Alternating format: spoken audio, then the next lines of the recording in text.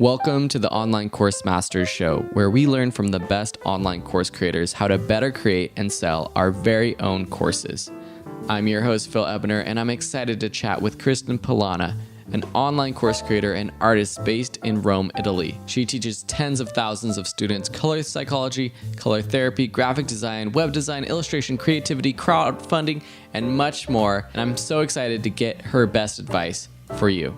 Visit onlinecoursemasters.com for show notes, to watch the video version of this episode, and see an archive of all our past guests. Please subscribe on iTunes, Stitcher, or wherever you listen.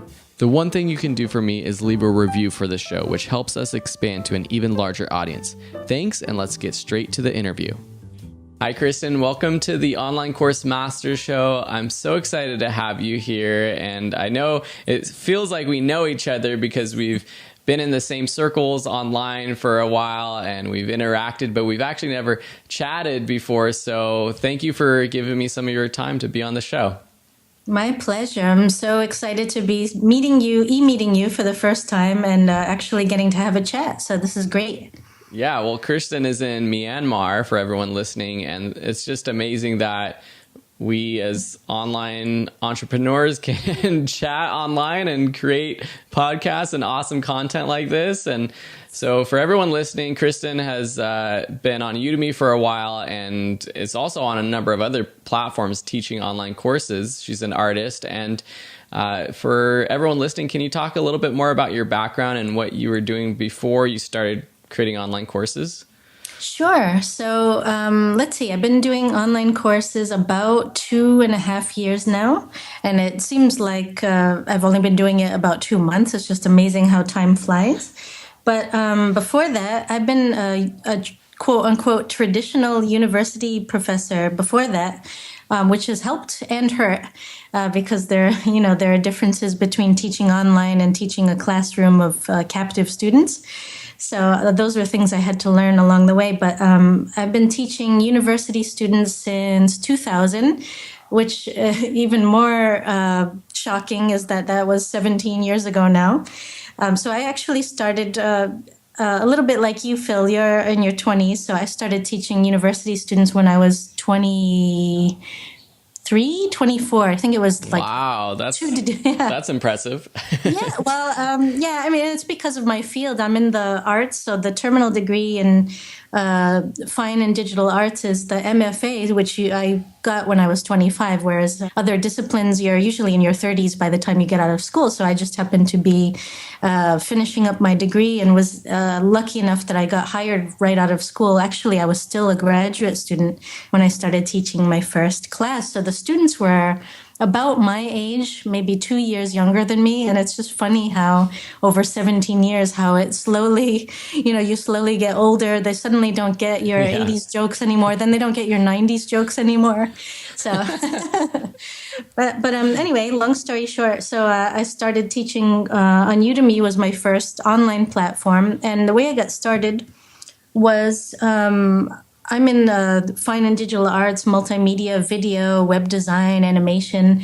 And we had this meeting at my university. They were talking about offering online courses. And I thought to myself, oh, I'm a professor of digital media. And not only have I never taught an online course, I've never even taken one.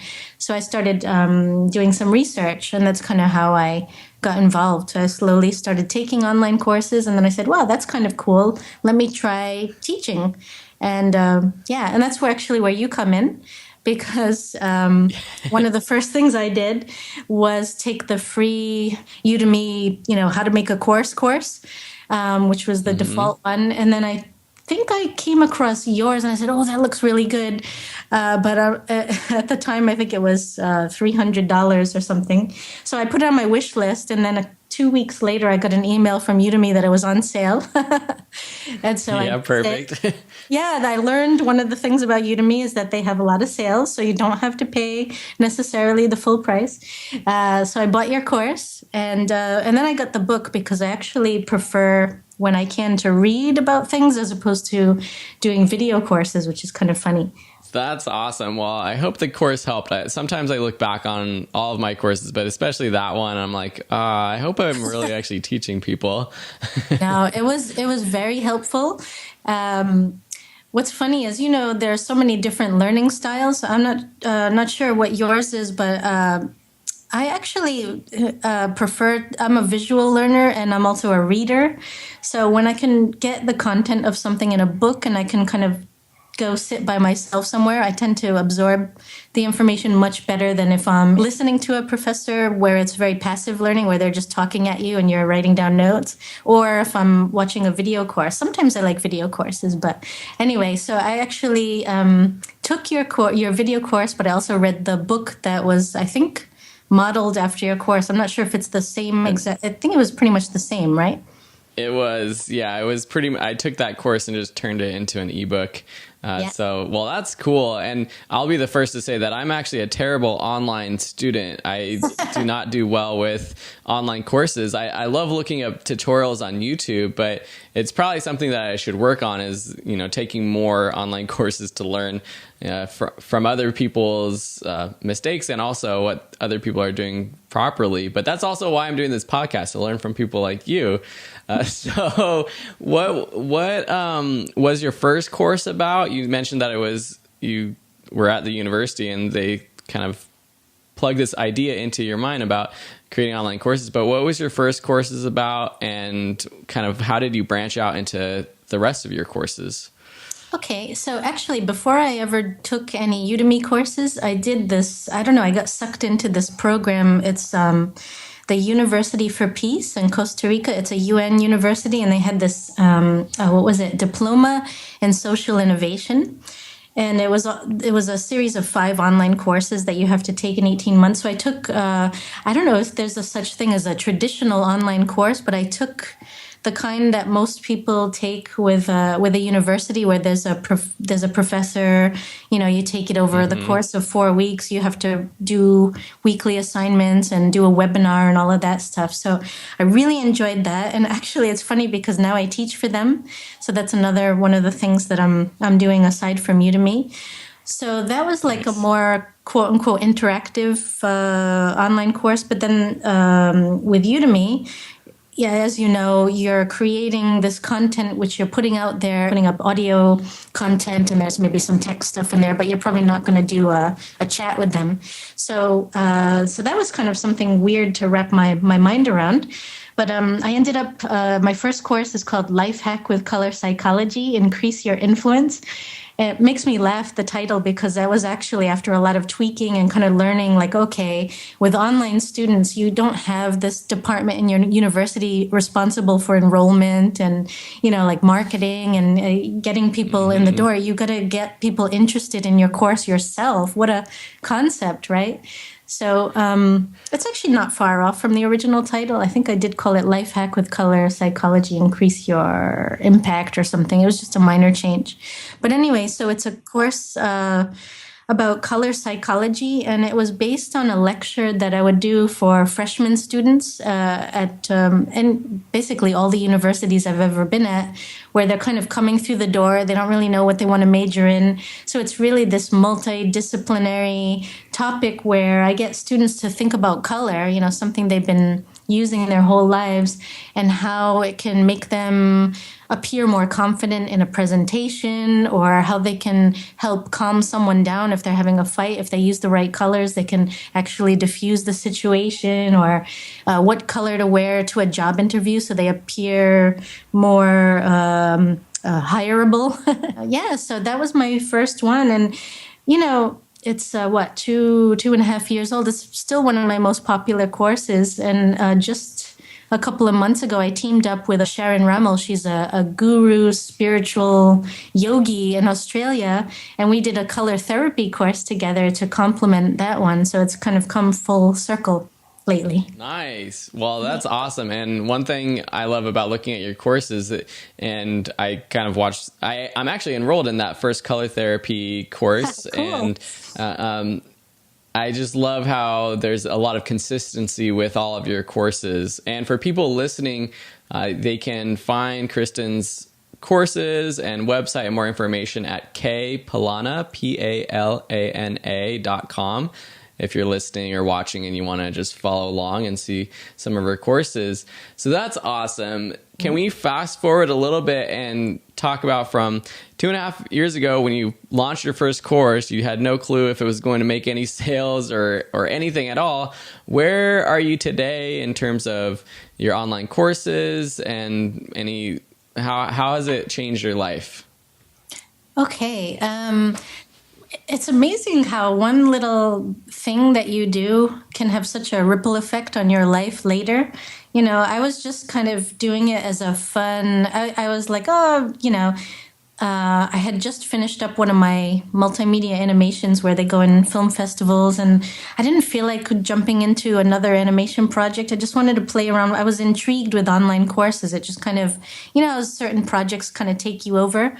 So I put all my energy into that first course, right? And maybe this is pure beginner's luck, but when I finished my course, it was maybe 1 week before the Black Friday sales. I didn't even know what that was. Yeah, I didn't know anything about the sales rhythms or, I am still very much a marketing sales novice. I just imagine what I could do with someone that really knows about all of this stuff, but I've been learning. But anyway, so when my first course came out, it was featured as a new and noteworthy course. I think I put it up and overnight, I guess some people stumbled into it and were leaving reviews. So that then made it eligible to be in the new and noteworthy section where Udemy features the course somewhere on, a more prominent page. And my first day, I think I made $300. Wow. Yeah, which never happens, by the way, beginners, especially if you're starting, in October or starting in April or July, something like that. So that was really unusual. That never happens. And then it kind of trickled off and then it kind of picked up again. So I think maybe my first course, my first month, I made maybe $400. And I was like, wow, this online course thing is really cool, Excuse me. Sorry, can we pause just for 1 second? Yep. Sorry, one of my sons just woke up. I just wanted to say 1 second. Are you enjoying this episode? We hope you're learning to become a better course creator. If you want to fast track your success, get the free 7-step guide to success at onlinecoursemasters.com. Now let's get back to the show. I knew that was going to happen. No problem whatsoever. So that was my first course, and I made a lot of money with all of these forces beyond my control, but in a good way, helping me, the wind at my back, so to speak. And then December came around and the sales dropped off because, I didn't know anything about marketing. I didn't know how Udemy worked. I was new on the platform. And your first month was, I think your first goal was $20. And then I think you met your goals. Yeah, I made $62 in my first month. Oh, okay. So I only beat you by $10 my second month. So, so then the month after that, it dropped off. And I don't think back then there wasn't this big bump in January like we have luckily, knock on wood, have been experiencing the last 2 years. So it started off high, then went low, and then I just did a lot of work trying to figure out, okay, I made my second course. I had to learn how to email send announcements to my students, how to build up slowly a following, which was an incredibly good experience. So where am I now? 2.5 years later. Okay, so as you know, it fluctuates depending on the month and, what time of year it is and if I've put out a new course. I think at the beginning, I was pretty good about making a new course every 1 to 3 months. So right now, I think I have 16 courses. First of all, I never want to force myself. If it's not fun, then I don't want to do it. So I'm not, I have read some books by other people where they're trying to put out 2 courses a month, and that just seems like a chore to me. So so I'm just trying to follow a natural rhythm. When I want to do a course, I do it. And if I don't, I'll just turn my energies somewhere else. But I would say Udemy alone, I would say I make between 500 to 1,500 a month, depending on the month from Udemy alone, which is good. And it's great because I've done most of the work already, and now it's just answering students' questions and when they ask, and that kind of thing. And then with other platforms and other online teaching, I would say it's between 1 and 3,000 a month from online teaching. And then that is only part of what I do, because then I also teach in person here in Myanmar, which is new for me. And I also do freelance illustration and design work. It certainly made moving halfway around the world a lot easier. I am still affiliated with the American University of Rome. I'm still technically a tenured associate professor of digital media there, and I'm still technically the director of film and digital media.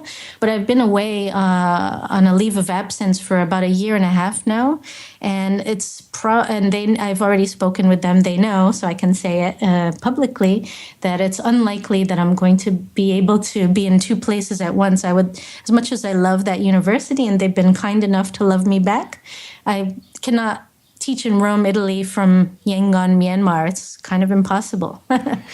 So it's made this transition a lot easier, knowing that even as I move into other areas and do work for other universities and companies, that I have this income coming in. It's given me, long story short, it's been very freeing in allowing me to pursue other things. I don't have the worries that I would have if I were a traditional educator and I'm moving from Rome to Myanmar and things maybe are not materializing at the university in Myanmar or whatever. I don't have those worries like, oh my gosh, where's my money going to come from? I have these other things going. That is, exactly what online courses is about. And I think that's what a lot of people where people want to get to, is having just a little bit of extra money. This isn't going to become a full-time thing for most people, but it can really become a little bit of extra money just to cushion those changes, whether it's changing jobs or moving to a new city. And from what I see, and if people look on your website, you're everywhere now, and you're on Skillshare, you're on Udemy, and you've got YouTube and your website and blog. And so you're doing, it seems like so much work. And then on top of this, you're teaching at an actual university. So how do you balance all that? And what's like a typical day like for you, trying to balance your online business and also just your family and your job? It'd be funny if you decide either to cut out or include that part where my son just interrupted our conversation because he was waking up. I have two sons, 7 and 5, and they're super energetic. But a typical day for me is really atypical for most people, and it kind of, changes from day to day, especially now that I'm in Myanmar. Myanmar is such a cool country. By the way, I didn't know if I would like it when we moved here. We're doing this thing where when I moved to Rome, Italy, I was teaching at William Patterson University, New Jersey, just outside of New York City, and a university I really loved in the art department there. And I got a job just kind of on a whim. I wasn't really looking for work, but my husband and we were only married maybe 2 years at that time. We were starting to get itchy feet, and we were wondering, wouldn't it be cool if we lived in a Mediterranean country? And then it was just a bit of a daydream. So I ended up working in Italy, getting the job, finding on their website that they were hiring and applying for fun, not really looking. And then they ended up calling me for a phone interview. And then before I knew it, I was on an airplane for a real interview. And then we both had good jobs in the New York City area, but I got this job in Rome, and it took him about almost a year to join me in Rome. So he followed me to Rome, and then when we decided we wanted to move on from Rome, he took the lead this time around. So he's with the World Food Program. That's the UN organization that feeds people in disasters, or, if there's an earthquake or a famine or, that kind of thing. So their headquarters is in Rome. And a typical Okay. day, yeah, a typical. So I said, you know what? You followed me to Rome, so I'll follow you to Myanmar, even though I have this lifetime. I mean, basically, a tenured job is very rare these days for a professor. It's basically a lifetime contract. So there's been a lot of forces at work, like, oh my gosh, I must be so stupid to turn down this lifetime contract in Rome. But it feels right to us to have made this move. So we're here. And a typical day for me is we get up, we run around like crazy trying to get everyone ready. I drop my kids off at their school. It's an international school, but it's mostly Myanmar kids. So they've got this immersion in the local culture, which is cool. But then it's an American That's curriculum. awesome. Yeah, it's really cool. I love this school. Talon International School. It's only in Myanmar, I believe. But so I dropped them off there, and then I'll go to my office at American University of Myanmar. So I basically, they weren't hiring. I just said, hey, I'm moving to Myanmar. I have all this experience at American University of Rome, and I do online teaching. And so they met with me and appointed me a visiting associate professor of digital media while I'm here. So I have an office there, and I might work on my book. I do, thanks to Udemy and thanks to you, Phil. I started writing books for Amazon, some that go with my courses and others that go off into other topics, like living and working abroad is the current topic I'm working on. So I might work on my book. And my co-author is a fellow Udemy instructor, Jacqueline Seidel. So we're back and forth working on this book. I might record a couple of lessons for a new online course. I may go and teach for a couple of hours. I'm not teaching for the university right now because they're in between enrolling students. So I'm teaching at this creative agency called Mango Group, which is so funny because it's named after this tropical fruit, and I'm in Myanmar. But they're these creative professionals, so I might go teach there. It's actually Thursdays that I teach with them. What else? Yeah, I mean, and Wow. Well, that's a lot. yeah. I feel bad because it's actually quite a lot of stuff going on, and there's even other stuff. So, Well, that's really cool about the books, and I kind of want to hear about that, more about that too. But I want to hear about your experience teaching in person versus online courses. I think you mentioned something about it was a good and bad thing to be a university professor, and you're the only one that I've talked to on this podcast who has actual, I would say, traditional teaching experience. So what did you learn about online courses from teaching in your classes, and maybe what mistakes did you make as well? with a regular classroom, you walk in, and everybody's more or less going to be there for the next hour and a half. You don't have to worry. I mean, assuming you have a good policy that they can't check their smartphones and surf the internet, while they're taking the live class, then you know that they're going to be with you the next hour and a half. So you have the luxury of building up to a crescendo. Like I like to make my courses interesting in person, obviously, as well as online if I can. And so I may start out slowly, but then do some big surprise or have the aha moment be more towards the end of class. But with an online course, you don't get that luxury because they may check out after 5 minutes. If you haven't caught their attention in the first, 1 to 2 minutes, forget your aha moment, forget your grand climactic moment in the class that's 40 minutes in. They're not even going to be there to see that. And on top of it, they'll give you a crap review, right? Yeah, I don't know if you do it anymore either, but I noticed for your online course that I took about online courses is you had this bio that I think was maybe 5 minutes long, and I think that's great because that's something that you do in an in-person course. You get to know the students, eye contact, and people are interested, and you can tell if they're interested because you're looking at them. And if they seem to be bored, you just do something else. But with an online student, you don't have that feedback, so you don't know if you're interesting or not.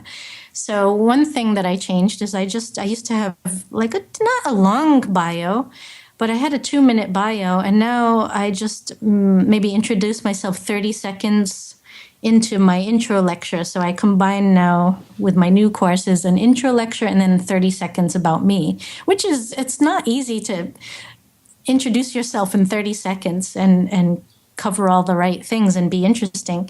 Because I had gotten a few comments from students like, oh, it takes so long to get started, that kind of thing. So yeah, you have to be interesting in the first couple of minutes.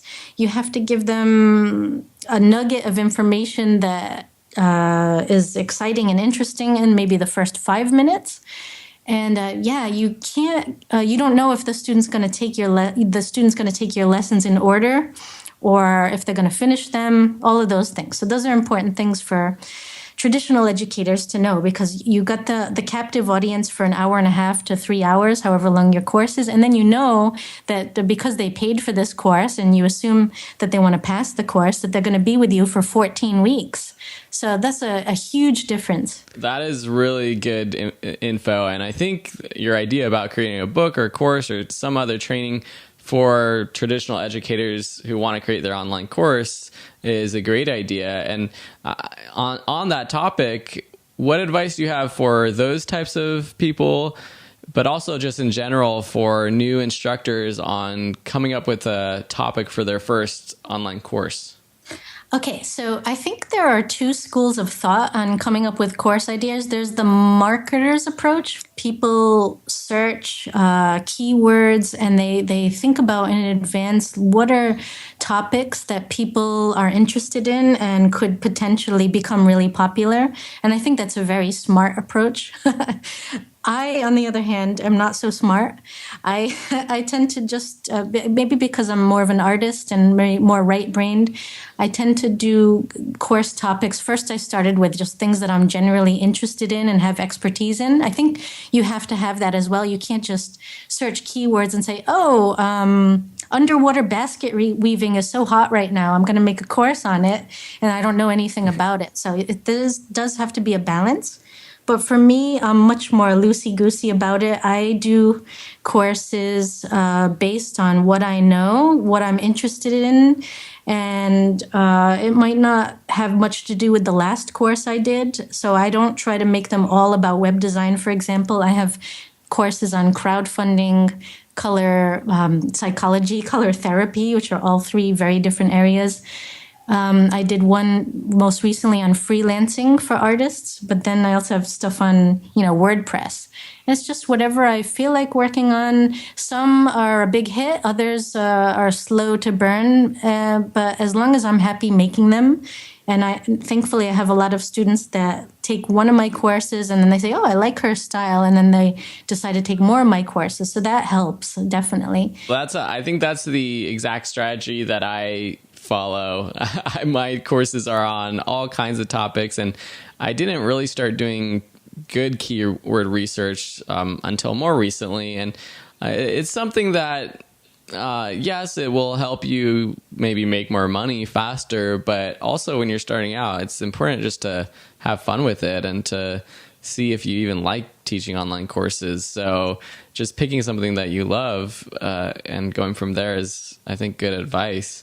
So when you started on Udemy and you saw that this could be an actual business, did you have a website before your online courses, or did that come afterwards? I had one. It was more of an online portfolio, and it was just kind of like, here's my work, here's like a bio, here's how to contact me, and that's it. I don't even think I did blog once in a while, but maybe it would be like once every 2 months, once every 6 months. I can't get too smug because I like to try to blog every 2 weeks. I mean, I know I should probably be doing it more often, but I just can't. But I think the last time I blogged was around New Year's, the New Year's post. So I am, it's like 20 days ago. So I'm kind of getting away from my normal goal of every 1 to 2 weeks. But my website now is much more interactive. It has, my educator section. You can find my online courses. I started illustration and freelance services, so that's on my website. So it's definitely changed a bit since the beginning. So with your courses, you're promoting them on your own site. What about promoting the new courses on Udemy? This is something I haven't talked to many people about on this podcast, but what's your strategy when you launch a new course? Promoting a course. So I don't know. Honestly, I'm still figuring it out. I don't know if I'm even doing it right still, 2.5 years in. But one thing I've traditionally done is first I've built up social proof. So that is, getting students in the course. So I have my own Facebook page. So I'll give a certain number of free coupons to people that follow me on Facebook. And maybe in my newsletter as well. So I have a mailing list now, which I didn't have before. It's not a huge mailing list, but I like to give people a reason to open my emails. So usually with every email I send, there may be something in there. It could be a free, limited number of free coupons to an older course, or free book for one day, or that kind of thing. So that's one way to get people in the door. These days, in the early days, I would give away like 1,000 coupons. I don't really do that so much anymore. I don't have to do that anymore, thankfully, because now I've got about 30,000 online students on Udemy. Some of them are in private courses, so I think a little over 20,000 show up in my profile there. And then I have a few thousand other students on other platforms. So I don't have to give away so many freebies because there are a lot of people that will buy the course as soon as it comes out. And I'll give a launch discount as well. So that's another way that I promote courses. So I start out with my closest friends and online instructors. I offer them like a free review copy. So if they're interested in my topic, they will come in as a student. And if I'm lucky, they'll take the course and maybe they'll leave a review. So that's great, because I think getting students in the door and getting a couple of reviews are very important in the first week if you can. And then I will send a promotional announcement to my students, letting them know that there's a new course, and here is a launch coupon so you can get it at the very best price. And I'm actually at a point now where I'm not giving out so many free coupons. So like maybe I'll give out 50 to 100 at the most, and then the rest are sales. Whereas at the beginning, I didn't have so many students. I needed to kind of build up my student base. And one thing that new people will find is just because you have a lot of free students, it doesn't necessarily mean that any of those people, A, care about your course or are the right students for that course, and B, would spend money later on. I mean, many of them do, but many of them do not. So just be careful about getting 100,000 free students, because one thing that will happen is the free students are the meanest ones, and are more likely to leave you a bad review because they somehow got into your course, because they meanwhile also got a free course on fixing the car,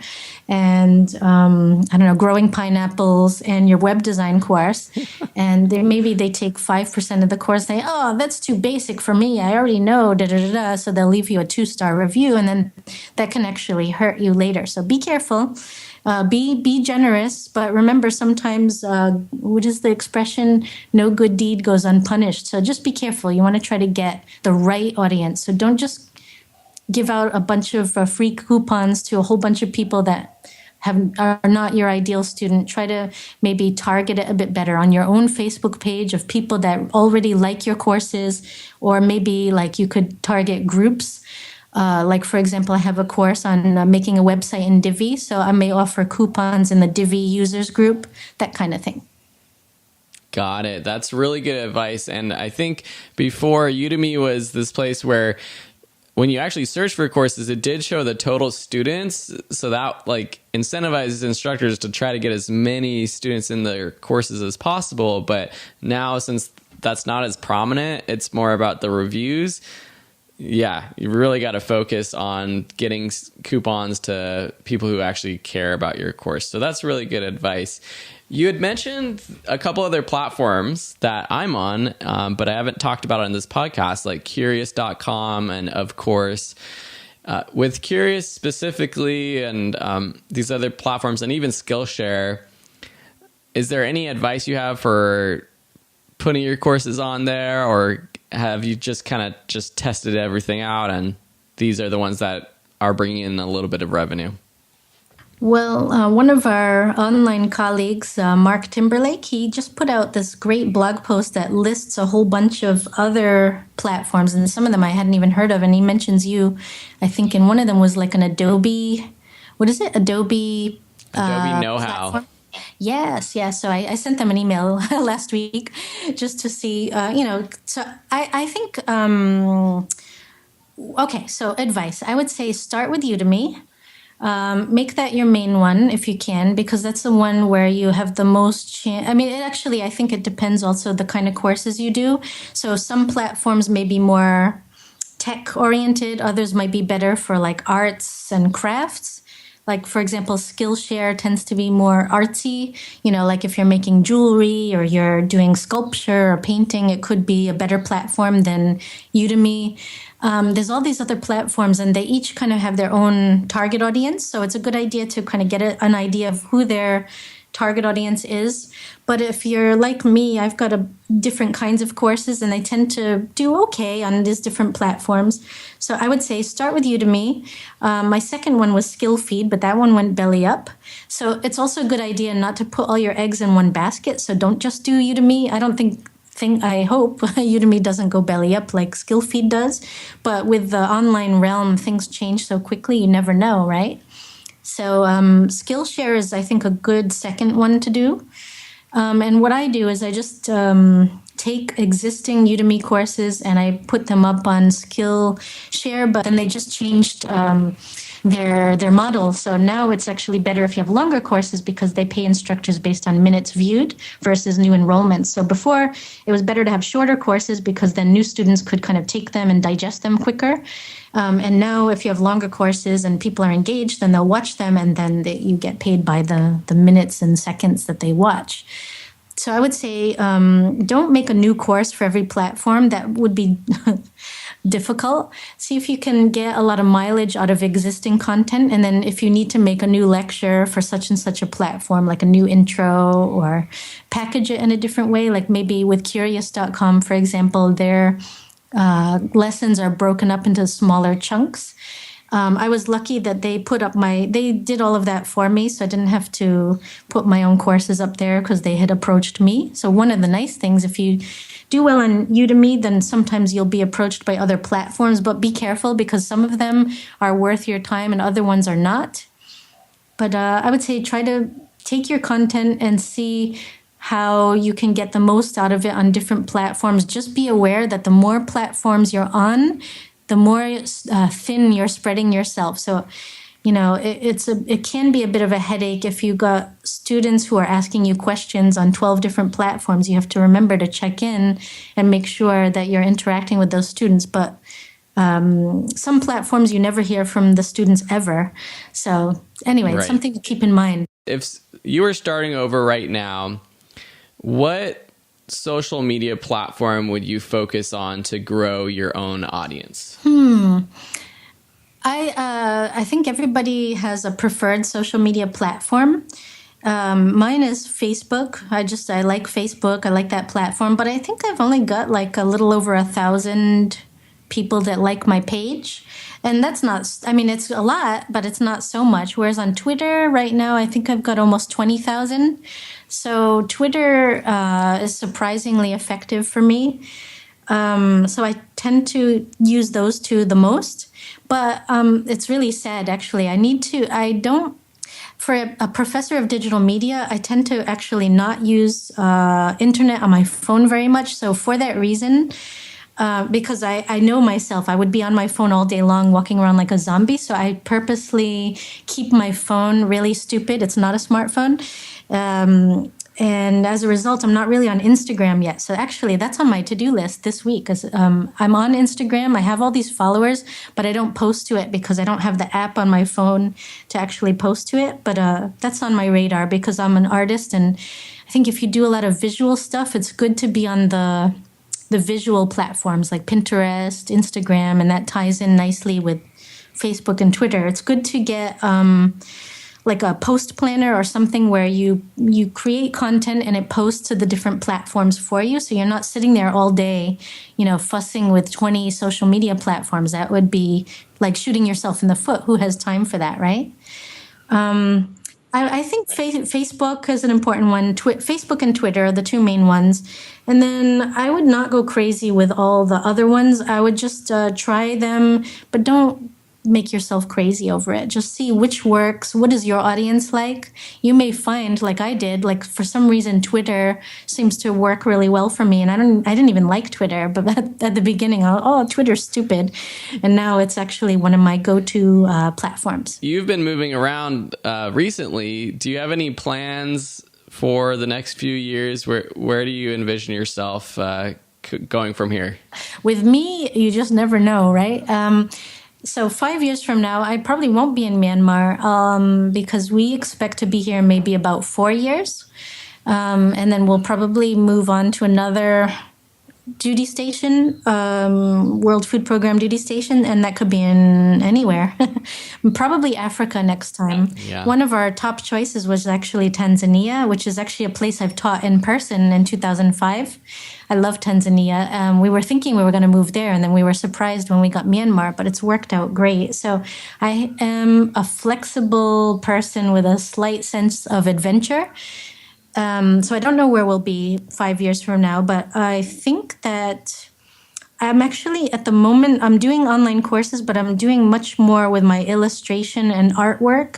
And I'm starting to use some of those platforms for sharing artwork. There's Behance, which is, as you know, is associated with Adobe.com. And then there's like all these print-on-demand sites like Society6, Threadless, and some of these other ones. And it's funny because I'm a complete newbie to those sites, but I'm using everything that I learned the past 2.5 years building an audience on the online platforms to help me be a newbie on those sites. So I'm not getting discouraged.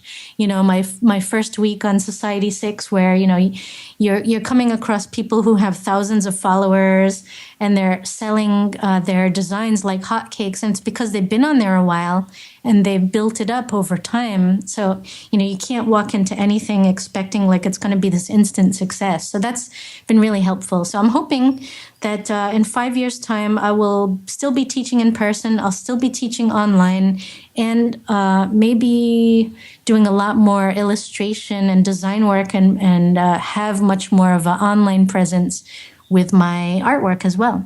Perfect. Well, I'm excited, and I know you're going to have success on those other new platforms you talk about. So I'm excited to just follow your journey, or continue following your journey. So for everyone listening, just remind us where people can follow you. And then also if you have any other inspirational blogs or books or things that you think the listeners would enjoy. Okay. Well, I'm going to plug your book. And you have to give me the title again. So that was one of the first books that I used for getting started teaching online. And I thought it was really realistic and helpful. And it covers making the courses, but also the marketing aspect. So it's pretty well-rounded. And it didn't take me forever to read. It was one of those books, your book I used to read in Rome, in my morning coffee bar every day before work for like maybe 15 minutes while I was having my coffee. So can you tell me again the title of your book?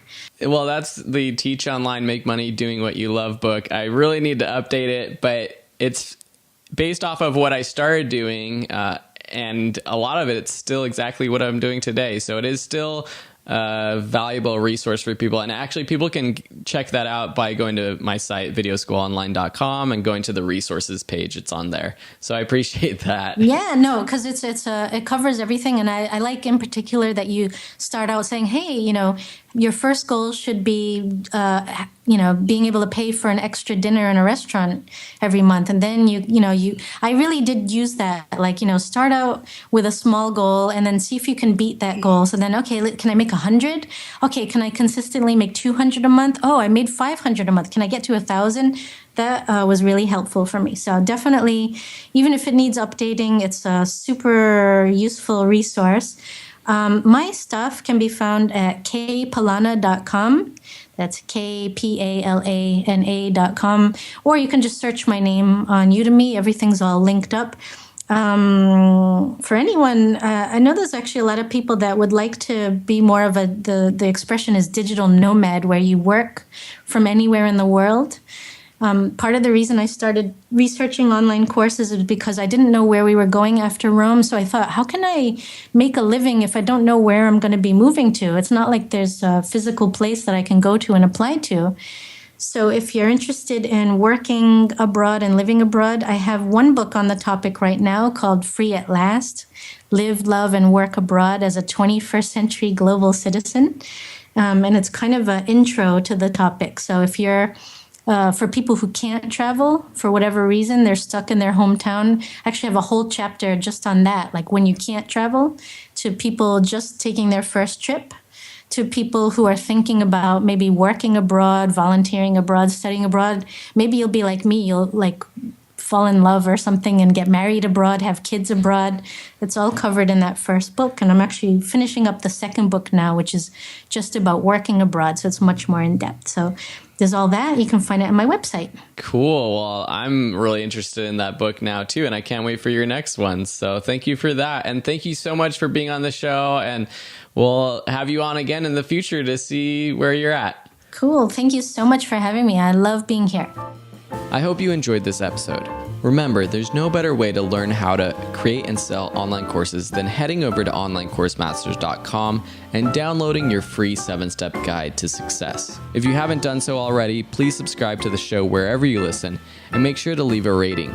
If you do, I might even read it on a future show. Help us reach our first 100 ratings. It'll just take 1 extra minute of your time. Thanks, have a beautiful day, and we'll see you next week on the next episode.